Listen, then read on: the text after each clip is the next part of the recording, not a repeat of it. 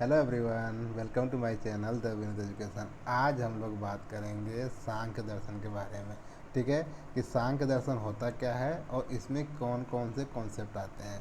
ठीक, तो जब हम बात करते हैं सांख्य दर्शन की, तो सांख्य दर्शन में बताया गया है कि जो सृष्टि की उत्पत्ति हुई है उसके मूल कारण दो हैं। पहला उसका तत्व है पुरुष और दूसरा उसका तत्व है प्रकृति। ठीक है, जब हम बात करते हैं फुरसा की तो ये कहते हैं कि फुरसा जो है वो न तो किसी चीज़ का कारण है और न ही किसी चीज़ का इफ़ेक्ट है। ठीक है, और जब हम बात करते हैं प्रकृति की तो ये कहते हैं प्रकृति जो है वो हर एक चीज़ का कारण है। ठीक है, और जो प्रकृति है वो जड़ तत्व है, वो कॉन्शियस नहीं है, वो जड़ है। और पुरुष जो है वो कॉन्शियस है। इसको आप ऐसे भी समझ सकते हैं, जैसे ये कहते हैं कि प्रकृति जड़ तत्व है, अर्थात जो आपकी बॉडी है, ठीक है, वो है आपकी प्रकृति, जड़ तत्व। और इसमें जो बोल रहा है अर्थात सोल, आत्मा, एनर्जी, जो भी आप कहिए, वो आपका पुरुष है। और इसी पुरुष को सर्व करने के लिए दुनिया में सारी चीज़ें एग्जिस्ट करती हैं। ये कहते हैं आपके सांख्य फिलोसफी। ठीक, अब ये बताते हैं कि चीज़ों का इवोल्यूशन कैसा होता है, उत्पादित चीज़ें कैसी होती हैं। तो उन्होंने कहा कि जब प्रकृति नियरनेस आने लगती है फुरसा के, तो उससे पहली चीज़ें बनती हैं महत, अर्थात इंटेलेक्ट। ठीक है, अब आपके इंटेलेक्ट से बनता है आपका अहंकार। अब अहंकार उन्होंने बताया कि अहंकार तीन तरीके के होते हैं।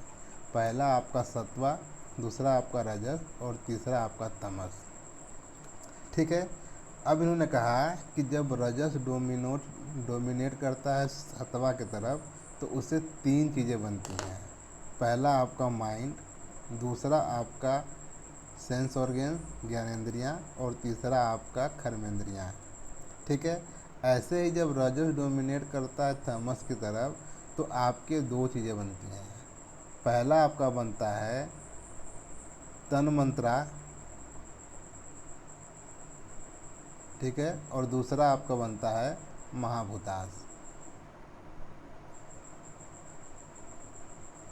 ठीक, जिसको आप यहाँ भी देख सकते हैं। देखिए, पुरुष और प्रकृति, जब पुरुष प्रकृति आपस में नियरनेस आने लगते हैं, तो इससे पहला बनता है आपका महत। महत से आपका बनता है अहंकार आता है। अहंकार तीन तरीके के होते हैं, रजस, सत्वा और तमस।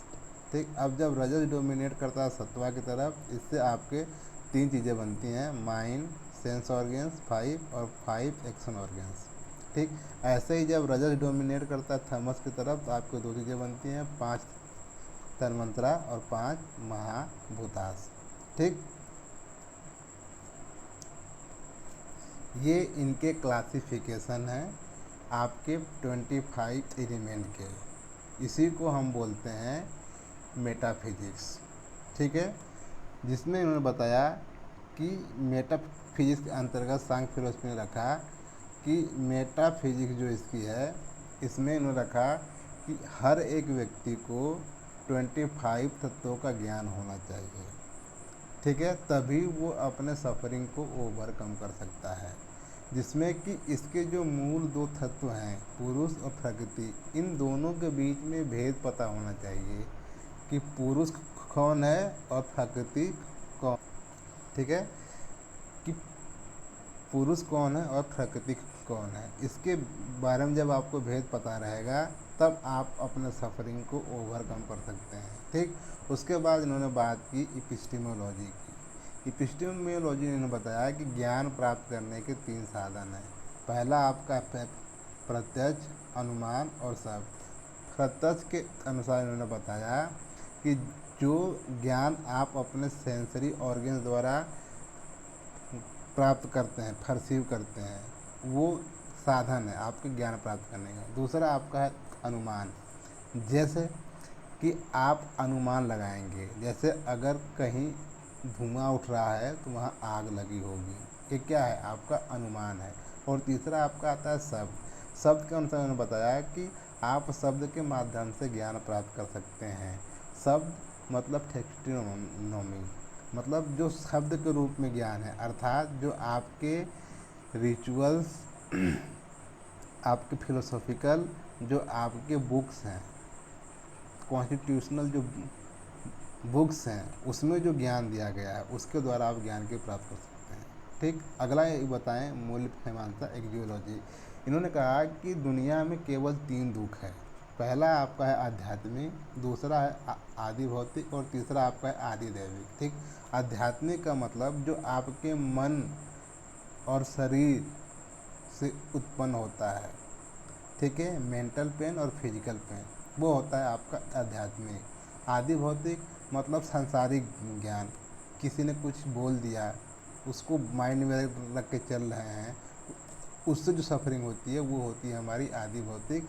और अगेन उसका आता है आदि दैविक। आदि दैविक मतलब होता है आपका नेचुरल डिजास्टर, जैसे आपकी प्राकृतिक घटनाएं, बाढ़ हुआ, आंधी हुई, भूस्खलन हुआ, कोविड-19 हो गई, ये सारी चीज़ें आपकी आती हैं मूल मीमांसा के अंतर्गत। ठीक है, उसके बाद इन्होंने शिक्षा का उद्देश्य क्या रखा, इन्होंने कहा है शिक्षा का उद्देश्य ऐसा रखिए जिसमें बच्चे की मानसिक विकास हो सके, उसका बौद्धिक विकास हो सके और उसका नैतिक विकास हो सके।